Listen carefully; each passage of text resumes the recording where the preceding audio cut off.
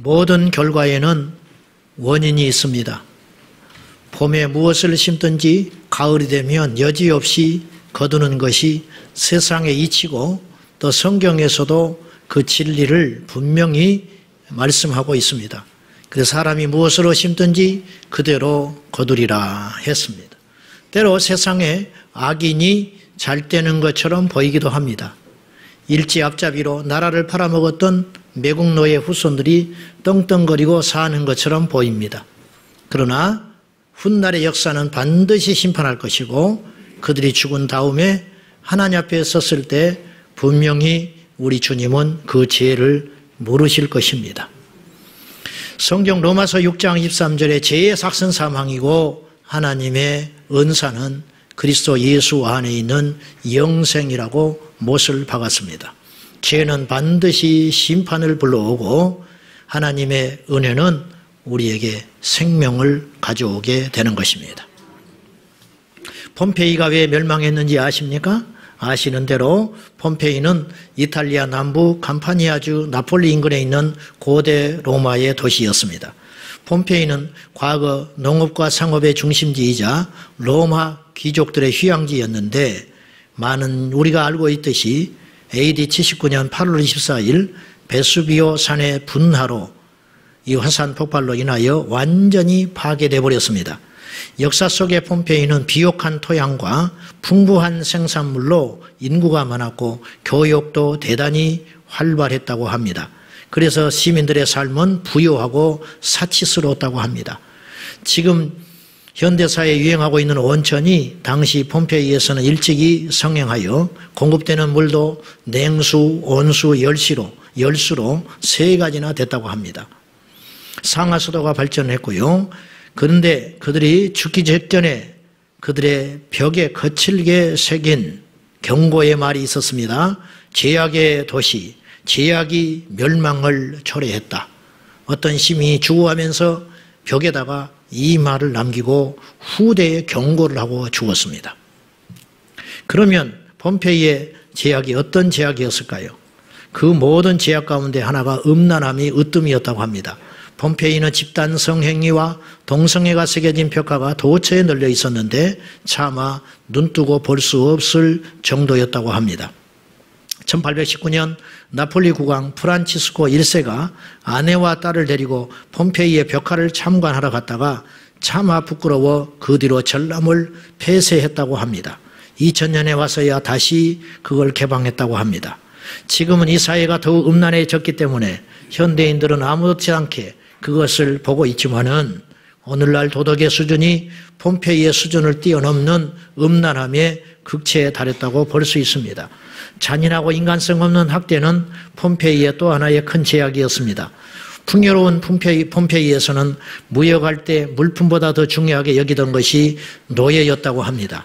노예들은 가혹한 노동에 시달리며 경기장에서 야수에 물리고 찢기고 그리하면 사람들이 흥분하고 소리쳤다고 합니다. 심지어 부유한 사람들은 갓 도살한 노예를 장어에게 먹여 신선한 먹잇감이 되게 했다고 합니다.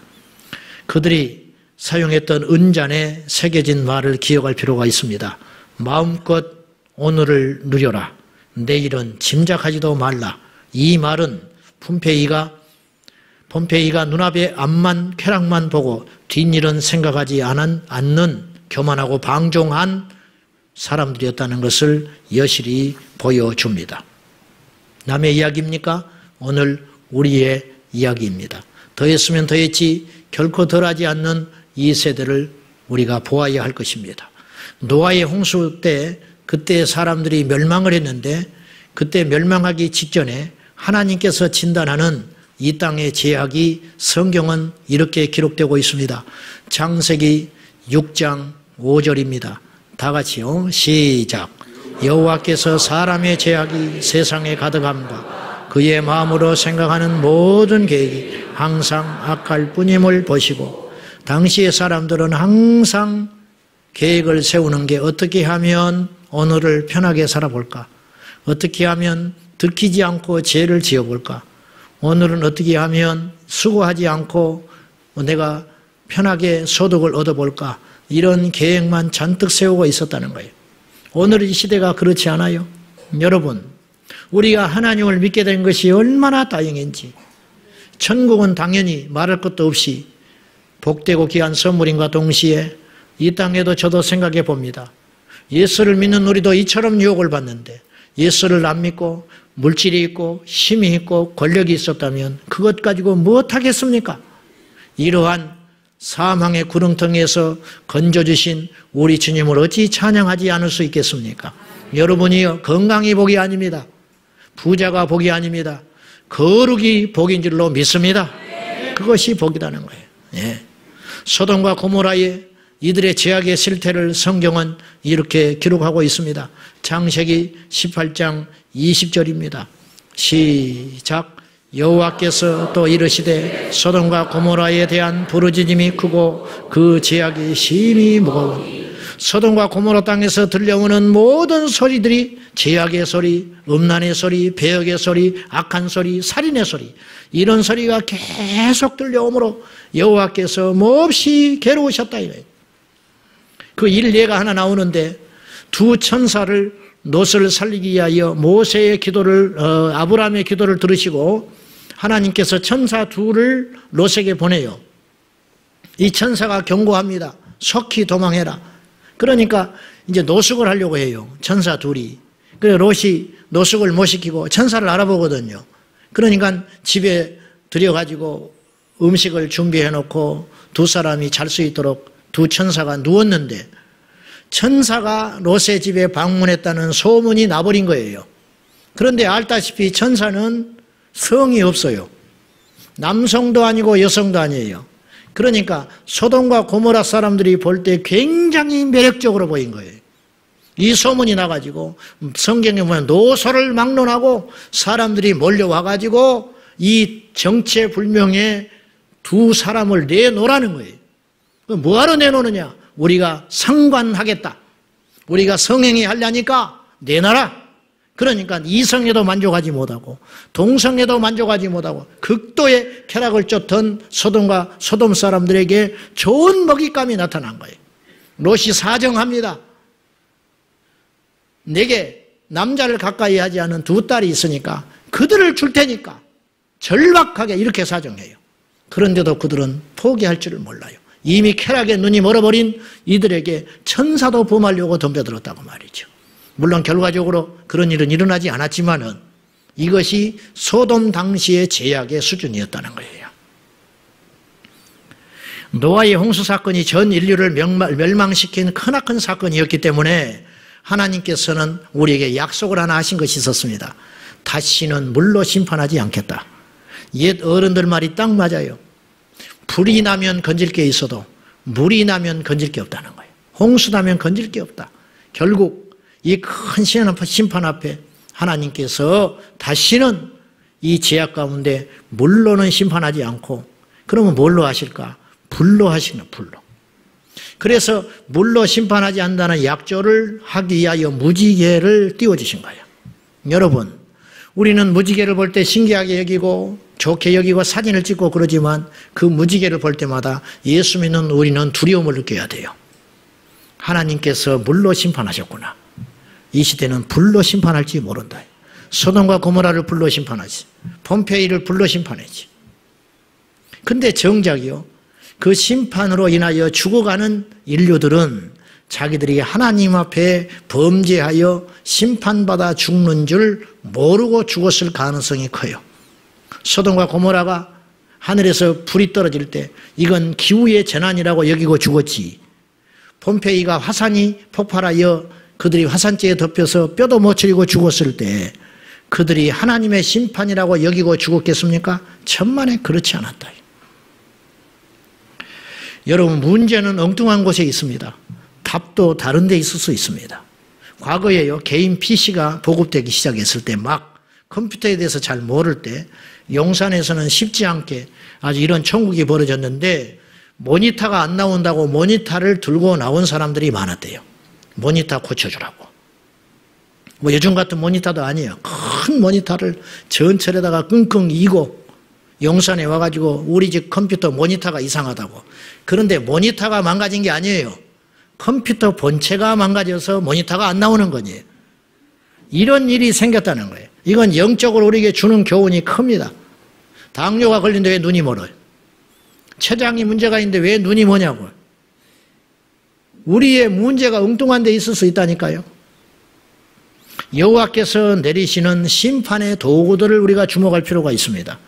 신명기 28장에는 순종과 불순종에 따른 축복과 저주의 내용이 나오는데 거기에 보면은 저주 선포를 중심으로 볼 때 여호와께서 우리에게 내리시는 심판의 종류들에 대하여 너희가 여호와의 말씀과 계명을 버리고 너희의 뜻대로 우상을 숭배하고 제멋대로 살아가면 하나님께서 심판하신다고 말씀하셨는데 그 심판의 도구가 뭐냐면 염병, 전염병이다 이거예요. 한재와 풍재, 기후재앙, 가뭄과 기근, 비 대신 티끌과 모래를 보내겠다 그렇게 말씀하셨고 적군, 외부의 침입, 구약의 이스라엘이 가장 빈번하게 여호와의 심판을 받는 도구 중에 하나가 바로 외부의 침입이었습니다. 그래서 애굽의 침입을 당하고 블레셋의 고통을 당하고 아시리아, 바벨론, 로마에 이르기까지 끊임없이 여호와께서 이스라엘 백성들을 범죄했을 때 심판했던 도구가 외부에 의한 칼이었다고 말이에요. 칼. 각종 질병, 괴혈, 피부병, 미쳐나가는 정신병, 그리고 압제와 노략질, 강도를 당하여 약탈과 그 다음에 농사를 지어도 다 빼앗기고 돈을 벌어도 내 호주머니에 남지 않는 일이 왜 일어나느냐? 그것은 성실하지 못해서가 아니고 정치를 잘못해서가 아니고 바로 여호와의 심판의 결과다. 그런 말이에요. 가정이 파괴된다고 경고했습니다. 백주 대낮에 아내와 자녀들을 빼앗기는 일이 일어난다고 했습니다. 그리고 주변 국가들의 조롱거리가 된다고 했습니다. 이 모든 재앙이 이스라엘을 비껴가지 않았습니다. 성경에는 태양이 해가 의인과 악인에게 비춰주신다고 약속했어요. 해가 의인에게만 비추지 않아요. 악인에게도 해를 주셔서 살게 만드셔요. 이 말을 거꾸로 해봅시다. 여호와의 심판과 재앙은 의인도 고통받는 거예요. 이 나라가 전쟁이 난다면 악한 자만 심판받습니까? 의롭고 거룩한 자도 반드시 고통을 받을 수밖에 없다. 이 경고를 우리가 무섭게 들어야 됩니다. 이 모든 재앙이 하나님이 그토록 사랑하던 이스라엘도 역시 비껴가지 않았더라면 오늘날 21세기의 영적 이스라엘은 우리 예수를 믿는 우리들인데 우리에게도 역시 여호와의 심판은 비껴가지 않습니다. 착각하지 마시오. 내가 예수를 믿기 때문에 이 땅에서 무조건 잘 된다고 거짓 복음에 속지 마시오. 하나님 앞에 회개한 자가 살아납니다. 여호와의 의를 따라 행하는 자가 마지막에 살아나게 되는 거예요. 하나님이 인생들을 심판하실 때 특징이 있습니다. 즉 어떤 죄에 그토록 여호와께서 진노하시는가 음란할 때 심판합니다. 음란. 첫째, 영적 음란입니다. 영적인 음란. 구약 성경에 보면 이스라엘 백성들이 우상을 숭배하는 그 행위를 볼 때 성경은 이렇게 해석을 해요. 음란했다. 음란이 우상을 숭배했다. 그러니까 영적 음란이 우상 숭배예요. 본문의 금송아지 사건 지난주에 이어서 보고 있지만은 금송아지 사건도 영적인 음란이에요. 여러분 음란이 뭡니까? 간음이 뭡니까? 두 대상을 품는 거잖아요. 그래서는 안 돼요. 사랑을 둘을 해서는 안 되는 거예요. 우리가 하나님을 섬김에 있어서 두 대상을 섬기면 안 되는 거예요. 이게 영적 간음이에요. 가나안 땅에 들어가서 이들이 바알과 아세라를 섬겼습니다. 솔로몬은 노년에 아스다로스를 섬깁니다. 아스다로스는 사랑과 생산의 신이었습니다. 암몬의 신 몰렉을 섬겨서 자기 자식들을 막 태어난 자식들을 산채로 몰렉신에게 바쳤습니다. 이스라엘 백성들이 왜 복을 받는다고 하니까 왕정시대에 들어서 네르갈 담무스를 섬겼습니다. 신약에 와서는 제우스를 섬겼어요. 이들이 이스라엘의 우상 숭배였어요. 이스라엘의 우상 숭배. 영적 음란은 우상 숭배입니다. 우상 숭배는 세 가지 목적 때문에 자행돼요. 첫째, 물질의 신 때문에 물질을 얻기 위해서 우상 숭배해요. 복을 준다니까 우상에 가서 절을 하는 거예요. 두 번째, 성적인 욕망을 위해서 우상 숭배해요. 바알과 아세라시는 우상과 음란의 신이었어요. 세 번째는 자기의 명예욕을 위해서 우상 숭배하는 거예요. 제가 이야기는 누차 했습니다. 우리에게 우상이 있다. 물질의 우상, 성적인 우상, 그리고 자기의 권력의 야망, 명예의 우상이 우리 모두에게 있는 거예요. 목회자들은 큰 교회를 하고 싶어요. 유명한 사람이 되고 싶어요. 명예욕을 쫓는 거예요. 그러다가 사단이 나는 거예요. 성도들은 교회에 와서 부자가 되고 싶어 해요. 그래서 문제가 생기는 거예요. 정치인들은 자기의 야망과 욕심을 이루기 위해서 선거철이 되면 큰 교회를 기웃거립니다. 장사하는 사람들은 큰 교회를 다녀요. 그게 하나님을 섬기는 게 아니라고 말이에요. 성도들은 사람한테 잘 보기 위해서 몸부림을 치고 목회자들은 성도들의 눈치를 살피기에 바빠요. 항존직 선거를 한다. 반드시 시끄럽습니다. 시끄러. 떨어진 사람이 시끄럽고 왜 내가 뭐가 못나서 후보에 안 올라갔냐고 따져드는 사람이 있어요. 올라가서 떨어지는 건 자기가 이해하겠다고 말이에요. 근데 어째서 내가 그 후보조차도 못 올라가냐고 섭섭해가지고 인사도 안 받고 그런 사람들이 저 옆교회에 있어요. 아주 우리는 그러기만 해봐. 근데 이렇게 제가 자꾸 이야기하잖아요. 근데 막상 뚜껑이 딱 열리면 그런 사람이 나타나요. 참 신기해. 논문을 쓰고 싶어. 얼마나 신기한지. 설교를 귀로 듣는 게 아니라 코로 듣고 있는 것 같아. 그렇게 하지 말라고 그래도. 우리 이름이 높아지는 게 얼마나 무서운 일인지 아냐고 말이요. 이게 우상숭배라. 하나님이 쳐버려요. 하나님이 그냥 두질 않아요. 두 번째는 육적인 음란이에요. 구약의 율법에 성과 관련하여 금하신 조항들이 많습니다. 요약을 해보면 근친상간하지 말아라. 안 할 것 같지요? 간음하지 말아라. 다른 남자나 여자와 음란 행위를 하지 말아라. 동성간의 성행위 하지 말아라. 짐승과 수간을 하지 말아라. 이 말은 성경의 그런 말들이 이미 3,500년 전에 모세 율법을 통하여 주님이 엄히 경고했다는 뜻은 뭘 말하느냐? 그 당시 상대적으로 그러한 일들이 이스라엘 주변 국가에서 무차별적으로 일어나고 있었다. 그러므로 너희들은 이방의 그 문화를 절대로 본받지 말아라. 이 경고하고 있는 거예요. 2015년에 우리나라 간통죄가 폐지됐습니다. 그로 인하여 어떤 변호사가 인터뷰를 했는데 부부간에 간통죄 폐지된 후에 30-40% 소송이 늘어났다는 거예요. 그 말은 이혼율이 그만큼 많아졌다. 이제 대놓고 바람을 피우는 세상이 됐어요. 그 다음에 뭐가 등장했느냐? 동성애. 30년 전에는 동성애라는 단어 자체를 우리가 들어보지를 못했다니까요. 이제는 이 말이 날마다 듣고 있어요. 우리가 지금. 동성애. 퀴어 축제라는 말로. 그 다음에는 뭐가 있을까요? 이제는 근친.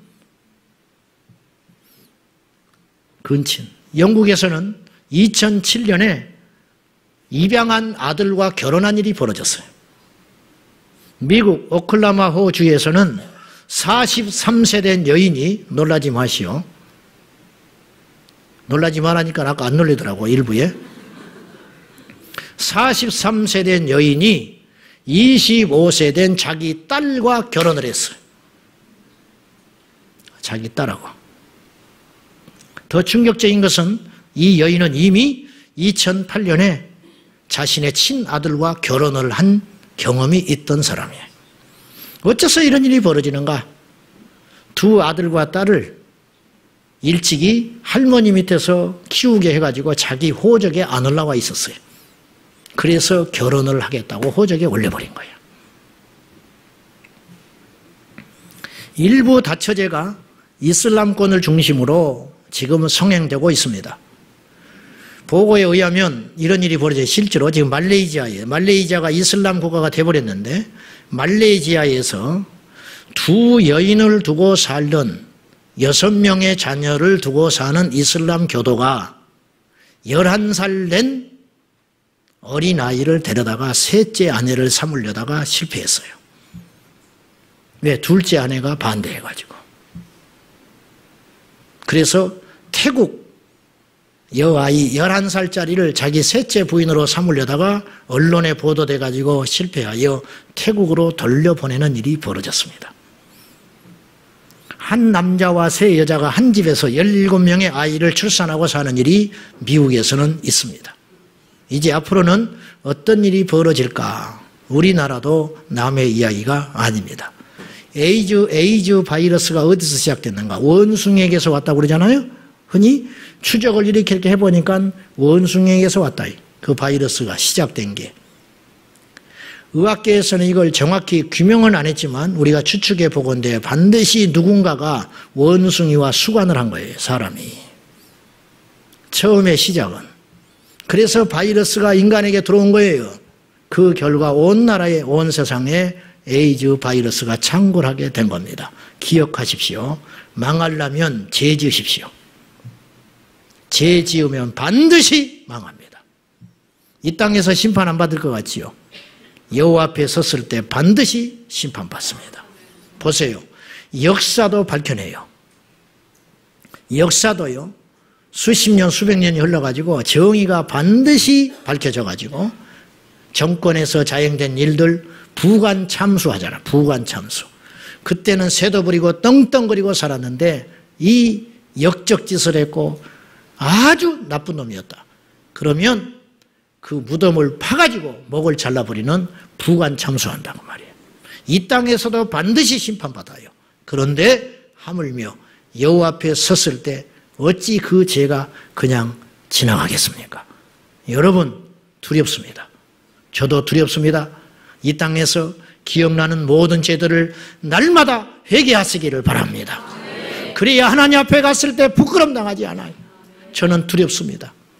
목사라고 하는 이 허울 좋은 이것에 숨겨진 내 안에 내면에 있는 더러운 것들 여호와께서는 아실 터인데 주여 나를 불쌍히 여겨주십시오. 주님 앞에 섰을 때 심판받지 않도록 이 땅에서 기억날 때마다 회개합니다. 저는 이 땅에서 옛날에 지었던 생각났던 모든 죄악들을 주님이 주신 기회라 여기고 저는 밤낮으로 기억이 날 때마다 하나님께 회개해버리고 맙니다. 없어질 때까지 여호와께서 그 죄에 대하여 온전히 씻음받았다고 할 때까지 끊임없이 우리의 부끄러운 죄악을 여호와 앞에 내려놓는 것입니다. 자, 이스라엘의 범죄 앞에 하나님은 진노하셨습니다. 여지없이 심판하셨습니다. 갖가지 재난과 전쟁과 수치로 심판하셨습니다. 회개하면 용서하십니다. 할렐루야. 동성애자도 회개하면 용서하십니다. 연쇄살인범도 용서하십니다. 수많은 사람들을 괴롭혔던 사람도 하나님께 회개하면 용서하시고 짐승과 수관했던 사람도 용서하실 거예요. 그러나 회개하지 않는 죄는 우리 주님은 반드시 심판하신다는 거예요. 오늘 우리가 영적인 이스라엘이라고 했어요. 오늘 우리가 2017년 통계청의 자료를 보면 기독교인이 명목상, 종교가 뭐냐? 종교란에 기독교인 그렇게 쓰는 사람이 967만 6천 명에 달았어요. 1000만 명에 가까워. 불교는 761만 9천 명이었어요. 천주교인들은 389만 명이에요. 무종교 274만 9천 2749만 명에 이르렀어요. 문제는 숫자적으로 1000만 명이나 치고 절반으로 딱 칩시다. 등록만 해놓고 교회 안 다니는 사람 많으니까 500만이라 합시다. 500만도 엄청난 숫자예요. 10분의 1. 문제는 이렇게 기독교인들이 많은데 의에 앞장서는 게 아니라 죄의 선두주자가 되고 있다는 거예요. 아신 대로 인터넷에 교회, 목사 그러면 반가운 게 아니고 겁이 나요. 또 무슨 일이 일어났는가? 그거는 드러난 것에 불과해요. 예수를 믿는 정치인들의 부정부패, 예수를 믿는 연예인들의 일탈, 예수를 믿는 정직하지 못한 경제인들은 사실은 감춰져 있지 수없이 많을 거예요. 그렇게 따지면 단 하루도 오르내지 않은 날이 없어요. 예수를 믿고 교회를 다닌다고 해서 더 나빠지지는 않을 거라고 생각해요, 저는. 문제는 그리스도의 복음이 우리를 거룩하게 만들지 못하고 있다는 거예요. 이것 때문에 문제라는 거예요. 여러분, 우리가 여호와 앞에 불의해버리면 답 없습니다. 정말 답 없어요. 답 없어. 사단은 교회를 무너뜨리고 오염시키고 믿는 자들을 변질시키기 위하여 우는 사자처럼 오늘도 왕성하게 일하고 있는 것이 보이지 않습니까? 거룩을 지키십시오. 음란에서 떠나십시오. 영적 음란, 육적 음란에서 완전히 변한 세상의 풍조를 따라가지 말고 세상 사람들이 그렇게 산다고 무덤덤하게 살지 말고 우리는 유행과 환경을 보지 말고 하나님의 말씀을 쫓아서 더 엄숙하게 말씀에 순종해야 할 것입니다. 사고도 사람이 칩니다. 그리고 수습도 사람이 합니다. 오늘 말씀을 보시면 오늘 본문의 내용은 잘 아시니까 내용은 설명하지 않겠습니다만은 이 본문의 내용 속에 세 부류의 종류의 사람들이 등장한다는 걸 알 수 있어요. 첫째는 멸망받는 자들이 나타나요. 금송아지 우상을 만드는데 앞장섰던 이 사람들이 3,000명이 네이 사람들에 의해서 도륙당해버려요. 3,000명이 죽어요. 그리고 32장 끝자락에 보면 여호와께서 백성을 치셨다고 그랬어요. 여기는 생략되어 있는 말이 있어요. 금송아지 사건을 통하여 3,000명이 죽은 걸로 끝나지 않았어요. 얼마나 큰 피해가 있는지는 나오지 않아요. 그리고 어떤 방법으로 여호와께서 치셨는지는 모르겠어요. 뭐 하나님이 직접 가서 뺨 때릴 일은 없지요. 질병을 내리셨든지 아까 우리가 신명기 28장에 봤던 것처럼 질병을 내렸든지 어떤 수단을 통해서든지 금송아지 사건과 연루된 수많은 사람들이 여호와의 심판을 받아서 멸망했다는 거예요. 그 멸망받은 자들이 등장해요. 두 번째, 아론과 같이 생존한 자들이 등장합니다. 살아남은 자들. 노아는요, 의인이지만 그리고 생존자지요. 근데 노아의 가족만 살아남았어요. 그러니까 중보자는 아닌 거예요. 살아남은 자가 있다. 오늘 우리 중에도 마찬가지. 멸망자, 생존자, 그리고 세 번째 중보자가 있다. 오늘 모세가 중보자예요. 중보자. 모세는 가만히 있어도 살자입니다. 그리고 하나님께서 말씀하신 것이 오히려 모세에게 큰 유혹이 될 수도 있습니다. 이들을 다 멸해버리고 너하고 내가 다시 시작하마. 저 같으면 그럴 것 같아요. 할렐루야. 하나님이 나를 이렇게 귀히 보시는구나. 우리가 단순히 그렇게 생각할 수 있습니다. 여러분, 지금 세상이 악이 창궐하고 막 저 제약의 땅에서 여호와께서 우리를 건져주셨다고 할렐루야 하지요. 이건 수준 낮은 신앙이라고 말이에요. 지금 하나님은 그것을 기뻐하지 않아요. 여호와께서 주목하는 자는 중보자다. 중보자. 하나님께서 인생을 멸망시키는 것이 절대 본심이 아니에요. 그래서 니느웨도 구원하셨어요. 요나가 고집을 부리고 안 가려고 할 때 하나님께서 몰아쳐요. 가라. 그럼 말 안 듣니까 하나님이 기적을 베풀어가지고 죽을 고비를 넘어가지고 강제적으로 요나에게 복음을 전하게 해요. 니느웨 길이 전부 도우는데 사흘 걸립니다.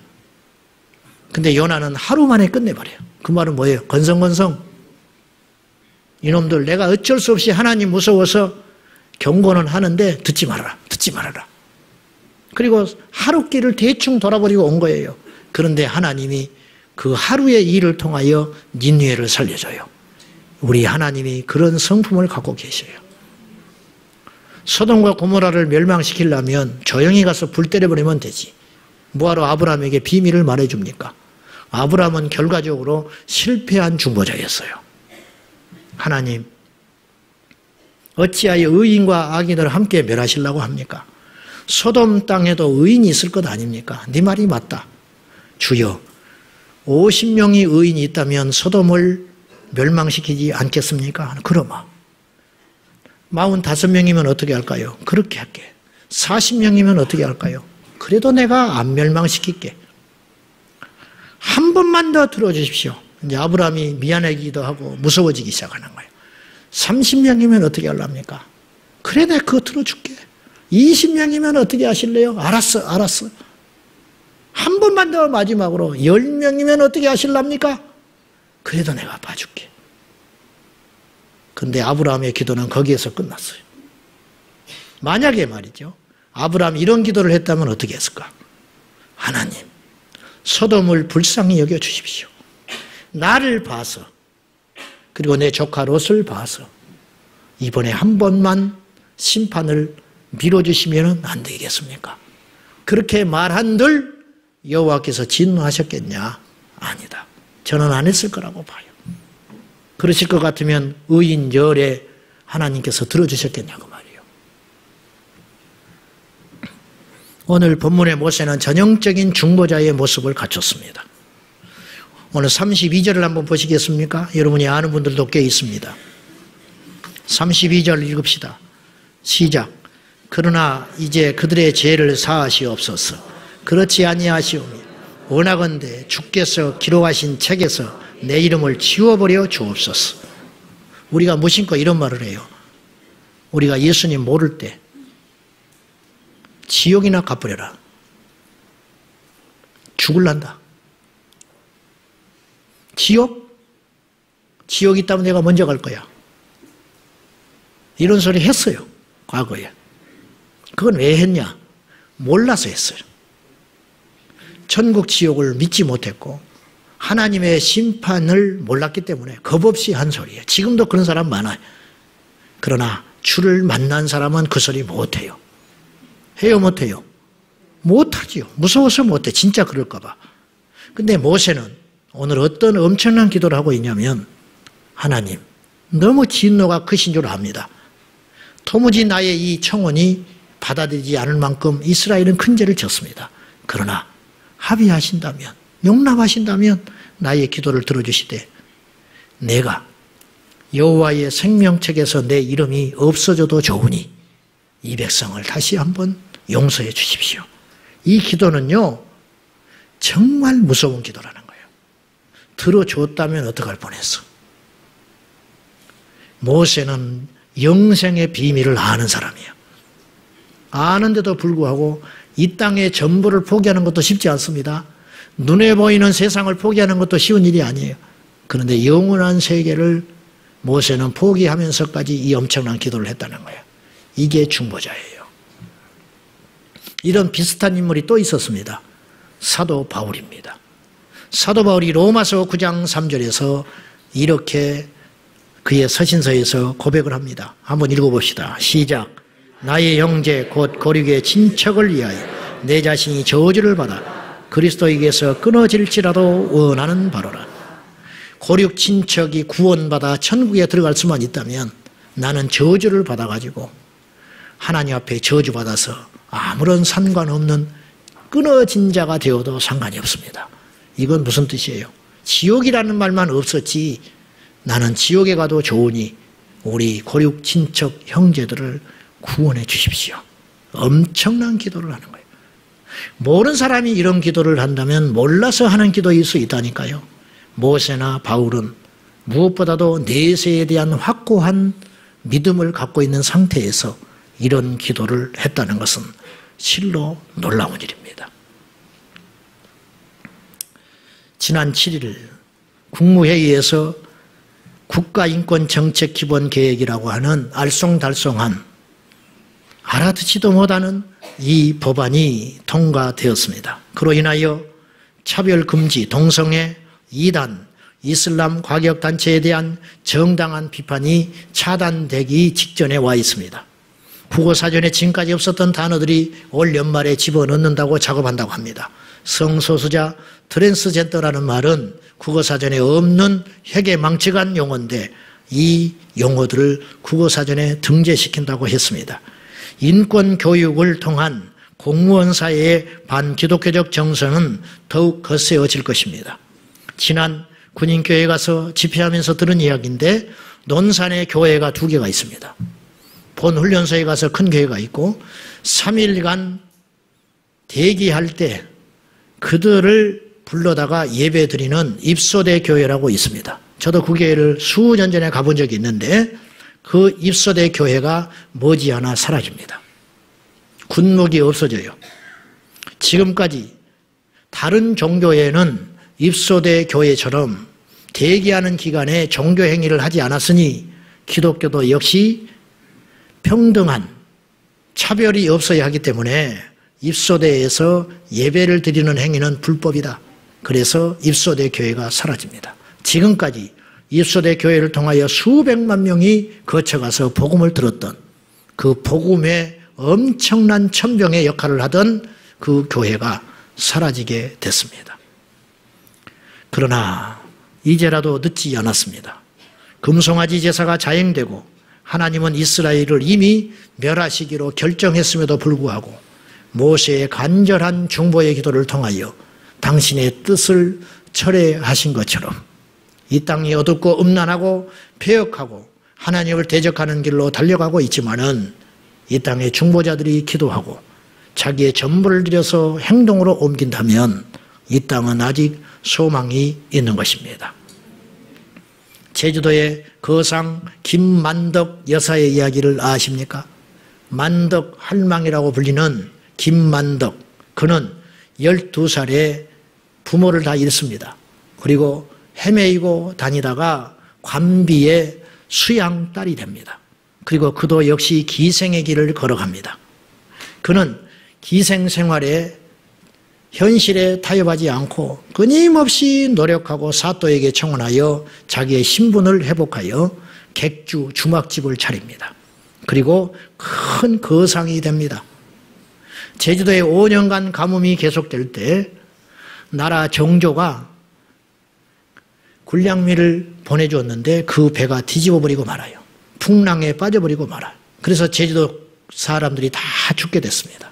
그때 거상 김만덕 여사는 450석의 별을 내놓습니다. 그 이로 그의 재산을 다 털어서 추구하는 제주도 사람들을 살려냅니다.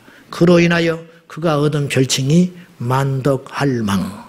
할망이라는 말은 할머니라는 뜻도 있지만 제주도 사람들은 신으로 여기는 자다. 우리를 살려준 자다. 그렇게 지금도 기리는 인물인데 정조는 이 사실을 전해 듣고 벼슬을 내리려고 하자 김만덕은 그 벼슬을 사양한 채 금강산 유람함으로 그의 상을 다 받습니다. 김만덕, 만덕 할망이 없었으면 고두심도 볼 수 없고 감수광을 불렀던 혜은이도 우리는 볼 수 없었을지 몰라요. 여러분, 한 사람은 이렇게 큰 힘이 있습니다. 오늘 이 자리에 있는 여러분 중에 냉정하게 따져보면 멸망자가 있습니다. 생존자가 있습니다. 내 신앙 지키면 되지, 내 믿음 지키면 되지. 그리고 중보자가 분명히 있을 것입니다. 숫자적으로 볼 때 생존자가 제일 많을 것 같아. 오늘 예배드리는 분 중에 생존자가 제일 많을 것 같아. 그 다음에 멸망자가 제일 많을 것 같고 중보자가 제일 적을 것 같습니다. 소돔 땅에 의인 열이 없어서 망했습니다. 이 땅에 의인 열이 없다면 망합니다. 어느 길로 가겠습니까? 여러분, 하나님의 심판대를 기억하십시오.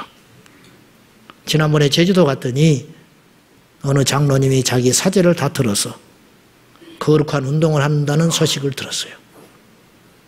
어차피 우리가 하나님 앞에 다 섭니다. 내 배만 잔뜩 배부리고 살다가 주여 주여 하다가 하나님 앞에 가지 말고 이 역사와 시대의 흐름을 가슴에 품고 눈물로 기도하며 용기 있는 행동으로 나서주는 중보자가 되시기를 예수님의 이름으로 축원합니다. 기도하십시다. 하나님 아버지, 우리 중에 멸망자가 있습니다. 회개하지 아니하고 돌이키지 아니하면 멸망받을 자가 이 자리에 있습니다. 우리 중에 주의 피로 의롭게 되어 구원받은 생존자가 있습니다. 그러나 우리는 여기에서 만족할 수 없습니다.